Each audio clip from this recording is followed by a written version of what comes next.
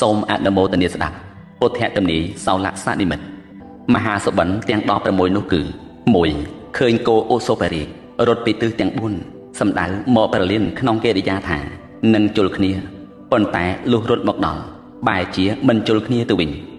2. ឃើញដើមឈើដុះទើបតែបានកម្ពស់ប្រហែលជា1ហត្ថស្នាមតែមានមែកបែកសាខាមានផ្កាមានផ្លែរនេចរណោ 3. ឃើញមេគោបង្កើតកូនថ្ងៃហ្នឹងរួចសុំកូនរបស់ខ្លួនបៅដោះវិញ 4. ឃើញអ្នកស្រែចម្ការគេមិនទឹមគោធំធំទេតែគេបែរជាទឹមគោតូចតូចទៅវិញដែលអូសអ្នកកលរនាស់ឬរទេះនោះមិនរួចទាល់តែសោះ 5. ឃើញសេះមានមាត់ពីរហើយមានមនុស្សពីរនាក់បញ្ចុកស្មៅឲ្យស៊ីនៅមាត់ទាំងពីរ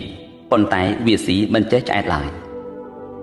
6. ឃើញគេយកភីកមាសមានតម្លៃរាប់សែនតម្លឹងឲ្យឆ្កែទៅចោកជួសនោមដាក់ច្បាប់ខ្លះថាឃើញឆ្កែនោមដាក់កន្ធៅមាស 7.